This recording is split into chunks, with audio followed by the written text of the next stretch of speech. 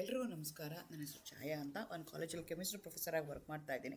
ನನ್ನ ಇಂಟೆನ್ಷನ್ ಏನು ಈ ಚಾನೆಲ್ನ ಸ್ಟಾರ್ಟ್ ಮಾಡೋದಕ್ಕೆ ಅಂದರೆ ಸಾಧ್ಯ ಆದಷ್ಟು ಕೆಮಿಸ್ಟ್ರಿ ರಿಲೇಟೆಡ್ ಟಾಪಿಕ್ನ ಸಿಂಪಲಾಗಿ ಕನ್ನಡದಲ್ಲಿ ಹೇಳುವಂಥ ಪ್ರಯತ್ನ ಮಾಡ್ತಿದ್ದೀನಿ. ಕೆಮಿಸ್ಟ್ರಿ ಇಷ್ಟ ಇಲ್ದಿರೋರ್ಗೂ ಕೆಮಿಸ್ಟ್ರಿ ಕಡೆಗೆ ಸೆಳೆಯುವಂಥ ಪ್ರಯತ್ನ ನಾನು ಚಾನಲ್ ಮುಖಾಂತರ ಮಾಡ್ತಾಯಿದ್ದೀನಿ. ಸೊ ಅದಕ್ಕೆ ಸುಮಾರು ಯೂನಿವರ್ಸಿಟಿಗಳಲ್ಲಿ ಎಕ್ಸಾಮ್ಗಳು ಮುಗಿದಿದ್ದಾವೆ. ಕಾಂಪಿಟೇಟಿವ್ ಎಕ್ಸಾಮ್ಗಳಿಗೆ ತಯಾರಾಗ್ತಾ ಇದ್ದರೆ ಕಾಂಪಿಟೇಟಿವ್ ಎಕ್ಸಾಮ್ಗಳಲ್ಲಿ ಲೈಕ್ KPSC ಆಗಿರ್ಬೋದು, UPSC ಆಗಿರ್ಬೋದು, ಬ್ಯಾಂಕಿಂಗ್ ಇರ್ಬೋದು, ಯಾವುದೇ ಒಂದು ನೀವು ಗೌರ್ಮೆಂಟ್ ಜಾಬ್ಗೆ ಹೋಗ್ತೀರಿ, ಕಾಂಪಿಟೇಟಿವ್ ಎಕ್ಸಾಮ್ ಬರೀತೀವಿ ಅಂದರೆ ಸೈನ್ಸ್ ಆ್ಯಪ್ಟಿಟ್ಯೂಡ್ ಟೆಸ್ಟ್ ಇರುತ್ತೆ. ಆ ಸೈನ್ಸ್ ಆ್ಯಪ್ಟಿಟ್ಯೂಡ್ ಟೆಸ್ಟಲ್ಲೂ ಪರ್ಟಿಕ್ಯುಲರ್ಲಿ ಕೆಮಿಸ್ಟ್ರಿ ಕ್ವಶನ್ಸು ಯಾವ್ಯಾವ್ದು ಕೇಳಿದ್ದಾರೆ, ಅಥವಾ ಹೈಸ್ಕೂಲ್ ಟೀಚರ್ ಆಗಿರ್ಬೋದು, ಕೇಂದ್ರೀಯ ವಿದ್ಯಾಲಯ ಇರ್ಬೋದು, ಅಥವಾ ಹೈಸ್ಕೂಲ್ ಟೀಚರ್ CET ಆಗಿರ್ಬೋದು, ಎಲ್ಲದರಲ್ಲೂ ಏನಾಗಿರುತ್ತೆ ಅಂತಂದರೆ ಆ್ಯಪ್ಟಿಟ್ಯೂಡ್ ಟೆಸ್ಟ್ ಕೇಳ್ತಾರೆ. ಆ ಸೀರೀಸ್ದು ಇವಾಗ ಮಾಡೋಕ್ಕೆ ಶುರು ಮಾಡಿದ್ದೀನಿ. ಬರೀ chemistry questions previous question paper ಕೇಳಿರೋ ಅಂಥದ್ದು. ಜನರಲಿ ಯಾವ ಥರ ಕ್ವಶನ್ಸ್ ಅವ್ರು ಕೇಳ್ತಾರೆ ಅಂದರೆ ಜನರಲ್ ನೀವು ಡೇ ಟು ಡೇ ಲೈಫಲ್ಲಿ ಇರೋ ಅಂಥದ್ದು ಅಬ್ಸರ್ವ್ ಆಗಿರೋ ಅಂಥದ್ದೇ ಸೈನ್ಸ್ ಪ್ರೋಸೆಸ್ ಏನಿದೆಯಲ್ಲ ಅದ್ರ ಮೇಲೆ ಕ್ವಶನ್ಸ್ ಕೇಳ್ತಾರೆ. ಆ ಸೀರೀಸಲ್ಲಿ ನಾನು ಇವತ್ತು ಅಪ್ಲೋಡ್ ಮಾಡ್ತಾ ಇರೋದು 16ನೇ ಸೀರೀಸು. ನೀವು ನನ್ನ ಚಾನಲ್ಗೆ ಹೋಗಿ ಸಬ್ಸ್ಕ್ರೈಬ್ ಮಾಡಿಕೊಂಡು chemistry PY QS for competitive examinations ಅಂದರೆ ಎಲ್ಲ ಕಡೆಗೂ ಬರ್ತಾ ಹೋಗುತ್ತೆ. ಈಗೇನು ಈ ಬಂಚಿಂಗ್ ಹೆಂಗೆ ಮಾಡಿದ್ದೀನಿ ಅಂದರೆ ಸಾಧ್ಯ ಆದಷ್ಟು ಒಂದೇ ಥರ ಟಾಪಿಕ್ ಇರುವಂಥದ್ದನ್ನು ಒಂದು ಬಂಚ್ ಮಾಡಿ ನಾನೇನು ಮಾಡ್ತಾಯಿದ್ದೀನಿ, ಕ್ವಶನ್ಸ್ನ ಹಾಕ್ತಾಯಿದ್ದೀನಿ. ಈಗೇನು ವೆಲ್ಕಮ್ ಟು ಕೆಂಚಾಯ. ನನ್ನ ಚಾನಲ್ನ ಸಬ್ಸ್ಕ್ರೈಬ್ ಮಾಡಿ, ಶೇರ್ ಮಾಡಿ, ಸಪೋರ್ಟ್ ಮಾಡಿ. Why argon or nitrogen gas deliberately flushed into the conventional incandescent light bulbs ಅಂತ ಹೇಳ್ತಾರೆ.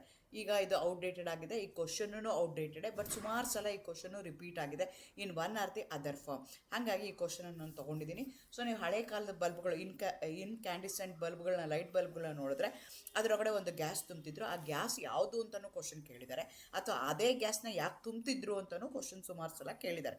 ಆರ್ಗಾನು ನೈಟ್ರೋಜನ್ನ ತುಂಬ್ತಿದ್ರು, particularly inert gases, because they do not undergo any chemical reaction to prevent oxidation, rapid sublimation of the hot tungsten filament ಆಗಿರ್ಬೋದು, ಅದಕ್ಕೋಸ್ಕರ ಅದನ್ನು use ಮಾಡ್ತಾಯಿದ್ರು. ಅದ್ರ ಮೇಲೆ question ಕೇಳಿದರೆ UPSCನಲ್ಲಿ ಕೇಳಿದ್ದಾರೆ. ಇದು ಸ್ಟಾಫ್ ಸೆಲೆಕ್ಷನ್ ಕಮಿಷನಲ್ಲಿ ನಿಮಗೆ ಕ್ಲರ್ಕ್ ಗ್ರೇಡ್ ಅದರಲ್ಲೂ ಈ ಥರ ಕ್ವಶನ್ಸ್ಗಳನ್ನ ಕೇಳಿದ್ದಾರೆ. To increase the visibility and brightness of the light beam, to chemically react with a tungsten filament to form the glowing alloy, to prevent the oxidation and rapid sublimation of the hot tungsten filament, to absorb toxic ultraviolet radiation inside the glass room ಕೇಳ್ತಿದ್ದಾರೆ. So ನಾನು ಮುಂಚೆನೇ ಹೇಳ್ದಂಗೆ ಆ ಟಂಗ್ಸ್ಟನ್ದು temperature ಎಷ್ಟಿರುತ್ತೆ ಅಂದರೆ 2500 ಡಿಗ್ರಿಗೆ ಇರುತ್ತೆ. ಅದೇನಾಗುತ್ತೆ, ಆಕ್ಸಿಡೇಷನ್ ಆಗಿ ಬರ್ಸ್ಟ್ ಆಗುವಂಥ ಚಾನ್ಸಸ್ ಇರುತ್ತೆ, ಬರ್ನಪ್ ಆಗುವಂಥ ಚಾನ್ಸಸ್ ಇರುತ್ತೆ. ಅದನ್ನು ಅವಾಯ್ಡ್ ಮಾಡೋದಕ್ಕೆ ಇನರ್ಟ್ ಗ್ಯಾಸ್ ಬೇಕು. ಸೊ ಹಾಗಾಗಿ ಅವ್ರೇನು ಮಾಡ್ತಾಯಿದ್ರು, ನೈಟ್ರೋಜನ್ನು ಆರ್ಗಾನ್ನ ಏನು ಮಾಡ್ತಾಯಿದ್ರು ಅದರೊಳಗೆ ಫಿಲ್ ಮಾಡ್ತಾಯಿದ್ರು ಟು ಪ್ರಿವೆಂಟ್ ಎವಾಪರೇಷನ್ ಆಗಿರ್ಬೋದು, ಅಥವಾ ಆಕ್ಸಿಡೇಷನ್ ಆಗಿರ್ಬೋದು, ಅದನ್ನು ಅವಾಯ್ಡ್ ಮಾಡೋದಕ್ಕೆ. Inert gases do not alter the base electrical luminosity or emit light via reactions. Okay, ಆ ಗ್ಯಾಸ್ ಏನು ಮಾಡುತ್ತೆ ಅಂದರೆ ಆ ಲೈಟ್ ಬೀಮ್ಸ್ನೂ ಅವಾಯ್ಡ್ ಮಾಡಲ್ಲ. ಸೊ ಇದೆಲ್ಲ ಕಾರಣಕ್ಕೆ ಅವರು ಅದನ್ನು ಯೂಸ್ ಮಾಡ್ತಾಯಿದ್ರು. ಇದೇ ಕ್ವಶನ್ನ ಇದೇ ಇನ್ಫಾರ್ಮೇಷನ್ನ ಬೇರೆ ಬೇರೆ ಥರ ಕ್ವಶನ್ಸ್ಗಳು ಅವರು ಕೇಳಿದ್ದಾರೆ.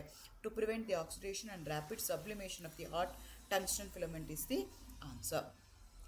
What is a chemical used as a permanent ink marker on voters' fingers during the Indian democratic election to prevent the multiple voting? ಇದು ನೀವು ವೋಟಿಂಗ್ ಟೈಮಲ್ಲಿ ನೋಡಿರ್ತೀರ ಯಾವ ಥರ ಇರುತ್ತೆ ಅಂತ. ಇನ್ಕ್ರೆಡಿಬಲ್ ಇಂಕ್ ಅಂತ ಹೇಳ್ತಾರೆ. ಅದು ಹಾಕ್ತಾರೆ, ಹಾಕಿದ ತಕ್ಷಣ ಅದು ಅಳಿಸ್ಕೊಂಡ್ರೆ ಹೋಗೋದಿಲ್ಲ. ಅದರೊಳಗಡೆ ಇರುವಂಥ ಕೆಮಿಕಲ್ ಯಾವುದು ಅಂತ ಕೇಳ್ತಾರೆ. ಅದರಲ್ಲಿರುವಂಥದ್ದು ಸಿಲ್ವರ್ ನೈಟ್ರೇಟ್ ಅಂತ ಹೇಳ್ತೀವಿ. Electrical ink contains silver nitrate. When applied to a skin it reacts with salt, sodium chloride of the skin sweat to form insoluble silver chloride, which stains the skin brownish black. This stain cannot be washed off with water, soap or alcohol. It only fades away with a new skin cell grows. So hangagi AgNO3 is the answer. Which of the following gases is primarily responsible for rapid decolorization, blackening and tarnish of the silver ornament when exposed to open urban air over a time? ನಿಮಗೆ ಗೊತ್ತಿದೆ, ನಮಗೆ ಟಾರ್ನಿಷ್ ಅಂತ ವರ್ಡ್ನೇ use ಮಾಡ್ತಾರೆ. If it is an iron, ಆವಾಗ ನಾವೇನಂತ ಕರಿತೀವಿ, ಅದಕ್ಕೆ ಬೇರೆ ವರ್ಡ್ನ ಯೂಸ್ ಮಾಡ್ತಾರೆ. ಬೇರೆ ಇದಕ್ಕಾದರೆ ಈಗ ಕಾಪರ್ ಆಗಿರ್ಬೋದು, ಸಿಲ್ವರ್ ಆಗಿರ್ಬೋದು, ಆವಾಗ ಅದಕ್ಕೆ ಟಾರ್ನಿಷ್ ಅಂತ ವರ್ಡ್ನ ಅವರು ಯೂಸ್ ಮಾಡ್ತಾರೆ. ಈ ಸಿಲ್ವರ್ ಆರ್ಟಿಕಲ್ಸ್ ಏನಾಗುತ್ತೆ ಅಂದರೆ ಗಾಳಿಗೆ ಓಪನ್ ಮಾಡಿಟ್ಟಾಗ ಅದು ಕಪ್ಪಾಗಿ ಟರ್ನ್ ಆಗುತ್ತೆ, ಅದಕ್ಕೆ ನಾವು ಟಾರ್ನಿಷ್ ಅಂತ ಹೇಳ್ತೀವಿ. ಆವಾಗ ಯಾವ ಗ್ಯಾಸಿಂದ ಅದು ಆಗಿರುತ್ತೆ ಅಂತ ಕೇಳ್ತಿದ್ದಾರೆ. ಆಗ ಆಗುವಂಥ ಗ್ಯಾಸ್ ಯಾವುದು ಅಂದರೆ ಸಲ್ಫರ್ ಇರುತ್ತೆ. ಇಲ್ಲ ಅಂದರೆ ಇಲ್ಲಿ ಸಲ್ಫರ್ ಇಲ್ಲ, ಹಾಗಾಗಿ hydrogen sulphide is the answer ಅಂತ ನಾವು ಕನ್ಸಿಡರ್ ಮಾಡ್ತೀವಿ. Silver does not readily react with oxygen in air. Actually ನಾವೇನು ಮಾಡ್ತೀವಿ, ಆಕ್ಸಿಡೇಷನ್ ಆಗುತ್ತೆ, ಕೋಟ್ ಆಗುತ್ತೆ, ಅದಕ್ಕೆ ಬ್ಲ್ಯಾಕ್ ಆಗುತ್ತೆ ಅಂತ ಅಂದ್ಕೊಳ್ತೀವಿ ಟ್ರ್ಯಾಪ್ ಮಾಡೋದಕ್ಕೆ. ಕೆಲವೊಂದು ಸಲ why silver can be used, ವೈಸ್ ಆಗೋದಕ್ಕೆ ಇದೇ ರೀಸನ್ ಮೇಲೂ ಕ್ವಶನ್ ಕೇಳಿದರೆ ಅದರಲ್ಲಿ ಸಲ್ಫರ್ ಇರ್ಬೋದು ಅಥವಾ ಸಲ್ಫೈಡ್ ಇರ್ಬೋದು, ಅದು ರೆಸ್ಪಾನ್ಸಿಬಲ್ ಆಗುತ್ತೆ. ಸೊ ನಿಮ್ಮದು ಸಿಲ್ವರ್ ಏನಾಗುತ್ತೆ, sulphide in presence of oxygen react ಆದಾಗ ನಿಮ್ಗೆ ಏನಾಗುತ್ತೆ, ಸಿಲ್ವರ್ ಸಲ್ಫೈಡ್ ಫಾರ್ಮೇಷನ್ ಆಗ್ತಿದೆ. ಬ್ಲ್ಯಾಕ್ ಕೋಟ್ ಇರೋದು ಸಿಲ್ವರ್ ಆಕ್ಸೈಡ್ ಅಲ್ಲ, ಅದು ಸಿಲ್ವರ್ ಸಲ್ಫೈಡ್ ಆಗಿರುತ್ತೆ. ಹಾಗಾಗಿ answer is hydrogen sulphide. Why is the natural gas component methane often referred to as marsh gas ಅಂತ ಕೇಳ್ತಾರೆ. ಸೊ ನಿಮಗೆ ಗೊತ್ತಿದೆ, methane is the first member of the alkane which is a saturated hydrocarbon. Aliphatic ಹೈಡ್ರೋಕಾರ್ಬನ್ಸಲ್ಲಿ alkanes ಅಂತ ಏನು ಕರಿತೀವಿ, ಅದರಲ್ಲಿ first member methane ಅಂತ ಹೇಳ್ತೀವಿ, CH4 ಅಂತ ಹೇಳ್ತೀವಿ. ಅದನ್ನು ಏನಾಗುತ್ತೆ ಅಂದರೆ ಅದನ್ನು ಮಾರ್ಷಿ ಗ್ಯಾಸ್ ಅಂತ ಕರೀತಾರೆ. ಯಾಕೆ ಅಂತ ಕೇಳ್ತಾ ಇದ್ದಾರೆ. ಅದು ಕೊಳ್ಳಿದವ ಅಂತಲೂ ಹೇಳ್ತಾರೆ. ಕೆಳಗೆ ಅರ್ಲಿ ಮಾರ್ನಿಂಗ್ ಏನಾಗಿರುತ್ತೆ ಅಂತಂದರೆ, ಎಲ್ಲಿ ನೀವು ಕಸ ಎಲ್ಲ ಹಾಕಿರ್ತೀರಲ್ಲ, ಪರ್ಟಿಕ್ಯುಲರ್ಲಿ ಗೋಬರ್ ಗ್ಯಾಸ್ ಅಂದರೆ ಸಗಣಿ ಎಲ್ಲಿ ಹಾಕಿರ್ತೀವಲ್ಲ, ಎಲ್ಲ ತೊಗೊಂಡೋಗಿ ಹಾಕಿದ ಕಡೆಗೆ ಹೊಗೆ ಥರ ಬರ್ತಾ ಇರುತ್ತೆ. ಅದಕ್ಕೋಸ್ಕರ ಇದನ್ನು ಮಾರ್ಷಿ ಗ್ಯಾಸ್ ಅಂತ ಕರಿತಿದ್ರು. Because it smells like decaying ocean seaweeds. It is produced naturally in wetlands in aerobic decay of organic matter, because it was first discovered in marshy land, marshless lab, because it turns into the liquid marsh at low temperature. So ನಾನು ಹೇಳ್ದಂಗೆ, because it's produced naturally in the wetlands by anaerobic decay of the organic matter. So ಹಾಗಾಗಿ ಮೀಥೇನ್ಗೆ ಮಾರ್ಷಿ gas ಅಂತ ಅವರು ಕರಿತಿದ್ರು. ಅದಕ್ಕೆ ಬೇರೆ ಬೇರೆ ಇದು it's a primary component for gobar ಗ್ಯಾಸರು ಅದೇ ಇರುತ್ತೆ. CNG ಅಂತ ಏನು ಹೇಳ್ತೀವಿ, ಕಂಪ್ರೆಸ್ಡ್ ನ್ಯಾಚುರಲ್ ಗ್ಯಾಸ್ ಅಂತ ಹೇಳ್ತೀವಿ. ಅದರಲ್ಲಿ ಮೇನ್ ಕಾಂಪೊನೆಂಟ್ ಯಾವುದಿರುತ್ತೆ ಅಂದರೆ ಮೀಥೇನ್ ಇರುತ್ತೆ. Because it is produce naturally in the wetlands by anaerobic decay of organic matter. Anaerobic ಅಂದರೆ in the absence of oxygen ಮಾಡಿದ್ರೆ anaerobic, in presence of oxygen ಮಾಡಿದ್ರೆ aerobic. ಇದು anaerobic ಡಿಕೆಯಿಂದ ನಿಮಗೆ ಇದು ಪ್ರೊಡ್ಯೂಸ್ ಆಗುತ್ತೆ ಅಂತ ಗೊತ್ತಾಗಬೇಕಾಗತ್ತೆ. What is a dangerous gas is produced when household bleaching powder is mixed with a toilet cleaner containing hydrochloric acid ಅಂತ ಹೇಳ್ತಾ ಇದ್ದಾರೆ. ಸೊ ನಿಮಗೆ ಗೊತ್ತಿದೆ, ಬ್ಲೀಚಿಂಗ್ ಪೌಡರ್ ಅಂತಂದರೆ CaOCl2ಗೆ ನಾವು ಬ್ಲೀಚಿಂಗ್ ಪೌಡರ್ ಅಂತ ಹೇಳ್ತೀವಿ. ಅದು HCl ಜೊತೆಗೆ ರಿಯಾಕ್ಟ್ ಆಗಿರ್ಬೋದು, ಇಲ್ಲಾಂದರೆ ಕಾರ್ಬನ್ ಡೈಆಕ್ಸೈಡ್ ಜೊತೆ ರಿಯಾಕ್ಟ್ ಆದಾಗೂ ಕ್ಲೋರಿನ್ ಗ್ಯಾಸ್ನ ಲಿಬ್ರೇಟ್ ಮಾಡುತ್ತೆ. That chlorine gas going to react and it is a dangerous gas that is produced.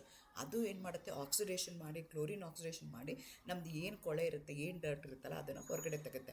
Bleaching powder is calcium oxychloride ಅಂತ ಕರಿತೀವಿ, CaOCl2 ಅಂತ ಕರಿತೀವಿ.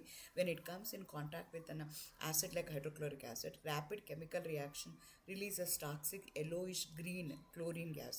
Inhaling this gas can cause severe respiratory damage. Actually chlorine ಏನು liberate ಆಗುತ್ತಲ್ಲ, ಆ chlorine liberate ಆಗಿದ್ದು ಏನಾಗುತ್ತೆ, ನಮ್ಮದು ಕೊಳೆ ಕಸ ಡರ್ಟ್ ಏನಿರ್ತಲ್ಲ ಅದ್ರ ಜೊತೆಗೆ ರಿಯಾಕ್ಟ್ ಆಗಿ ಹೊರಗಡೆ ಬರುತ್ತೆ. ಹಾಗಾಗಿ ಅಲ್ಲಿರುವಂಥದ್ದು ಕ್ಲೋರಿನ್ ಗ್ಯಾಸ್.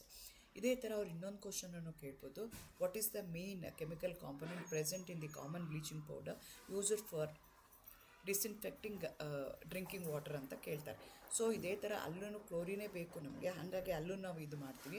ಅಲ್ಲಿ ಯಾವುದು ಯೂಸ್ ಮಾಡ್ತಾರೆ ಅಂತ ಕೇಳ್ತಾರೆ. ಎರಡೂ ಕ್ವಶನ್ ಒಂದೇ, ಅಲ್ಲೂ ಬ್ಲೀಚಿಂಗ್ ಆ್ಯಕ್ಷನ್ ಆಗ್ತಾ ಇರುತ್ತೆ, ಇಲ್ಲಿ ಡ್ರಿಂಕಿಂಗ್ ವಾಟ್ರಲ್ಲಿ ಯೂಸ್ ಮಾಡ್ತಿರ್ತೀವಿ, ಅಲ್ಲಿ ನಾವೇನು ಮಾಡ್ತಿರ್ತೀವಿ, ಡರ್ಟ್ ಹೊರಗಡೆ ತೆಗಿತೀವಿ. ಎರಡು ಕಡೆಯೂ chlorine. So it has A multipurpose use ಇದೆ. ಬಾತ್ರೂಮಲ್ಲಿ ಇರ್ಬೋದು, ಕಿಚನಲ್ಲಿ ಇರ್ಬೋದು, ಲಾಂಡ್ರಿನಲ್ಲಿ ಡಿಸ್ಇನ್ಫೆಕ್ಟೆಂಟ್ ಆಗಿ ವಾಟ್ರಲ್ಲಿ ಎಲ್ಲನೂ ಯೂಸ್ ಮಾಡ್ತಾರೆ. ಅದು ಯಾವುದು ಅಂತ ಕೇಳ್ತಿದ್ದಾರೆ. ಸೊ ಹಾಗಾಗಿ calcium oxychloride CaOCl2 again bleaching powder ಇದೆ, ಬಟ್ ಈ ಥರ ಕ್ವಶನ್ಸ್ನ ಅವರಲ್ಲಿ ಕೇಳ್ತಾ ಇದ್ದಾರೆ. Which gas is known as wood alcohol or wood spirit because it is historically produced by the destructive distillation of the wood ಅಂತ ಹೇಳ್ತಾರೆ. ಅದಕ್ಕೆ ಮೆಥನಾಲ್ ಅಂತ ಹೇಳ್ತೀವಿ. Actually this methanol is dangerous to the health. Actually ಏನಾಗುತ್ತೆ, oxidation ಆಗಿ formaldehyde ಆಗುತ್ತೆ. That formaldehyde ಮತ್ತೆ oxidation ಆದಾಗ ಫಾರ್ಮಿಕ್ ಆ್ಯಸಿಡ್ ಆಗುತ್ತೆ. ಈ ಫಾರ್ಮಿಕ್ ಆ್ಯಸಿಡ್ ಕನ್ಸ್ಯೂಮ್ ಮಾಡಿದಾಗ ಏನಾಗುತ್ತೆ, ಟಾಕ್ಸಿಸಿಟಿ ಆಗುತ್ತೆ. Because it's a bottled liquor ಅಂತ ಕರಿತೀವಿ, ಹೂಚ್ ಪಾಯ್ಸನಿಂಗ್ ಇಂಗ್ರೀಡಿಯೆಂಟ್ಸ್ ಅಂತ ಹೇಳ್ತೀವಿ.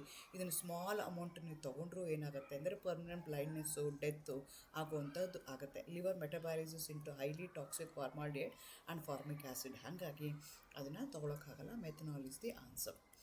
What is the chemical used to quickly detect the leaks in household LPG cylinders by giving the gas strong bad smell ಅಂತ ಹೇಳ್ತಾರೆ. ಇದೆಲ್ಲ ಗೊತ್ತಿದೆ. ಮರ್ಕ್ಯಾಪ್ಟನ್ ಅಂತ ಹೇಳ್ತೀವಿ, ಈಥೈಲ್ ಮರ್ಕ್ಯಾಪ್ಟನ್ ಅಂತ ಹೇಳ್ತಾರೆ. ನ್ಯಾಚುರಲ್ ಗ್ಯಾಸಲ್ಲಿ ಏನಿರುತ್ತೆ ಅಂದರೆ ಹೈಡ್ರೋಕಾರ್ಬನ್ಸ್ ಇರುತ್ತೆ, ಪರ್ಟಿಕ್ಯುಲರ್ಲಿ ಮೀಥೇನ್ ಬ್ಯೂಟೇನ್ ಇರುತ್ತೆ.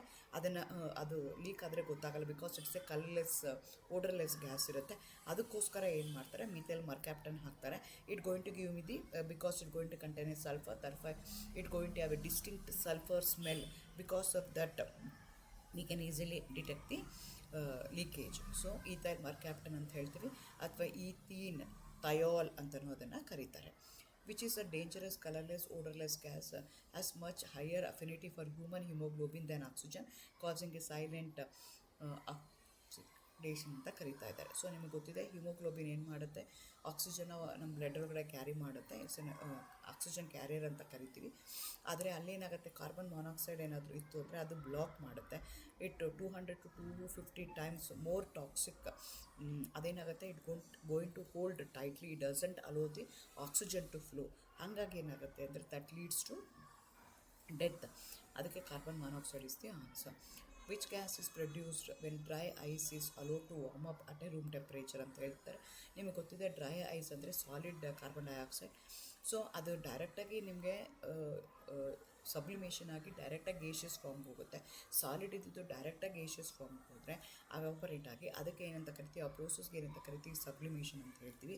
ಇಲ್ಲೇನಾಗುತ್ತೆ, ಸಬ್ಲಿಮೇಷನ್ ಆದಾಗ ಡ್ರೈ ಐಸ್ ಸಾಲಿಡ್ ಇರೋವಂಥದ್ದು, ಕಾರ್ಬನ್ ಡೈಆಕ್ಸೈಡ್ ಸಾಲಿಡ್ ಇರುತ್ತೆ, ಅದನ್ನು ನೀವು ಹೀಟ್ ಮಾಡಿದಾಗ ರೂಮ್ ಟೆಂಪ್ರೇಚರ್ ವಾರ್ಮ್ ಅಪ್ ಆದಾಗ ಅದು ಡೈರೆಕ್ಟಾಗಿ ಲಿಕ್ವಿಡ್ ಫಾರ್ಮ್ಗೆ ಹೋಗ್ತಾರೆ, ಡೈರೆಕ್ಟಾಗಿ ಗೇಷಿಯಸ್ ಫಾರ್ಮ್ಗೆ ಹೋಗುತ್ತೆ.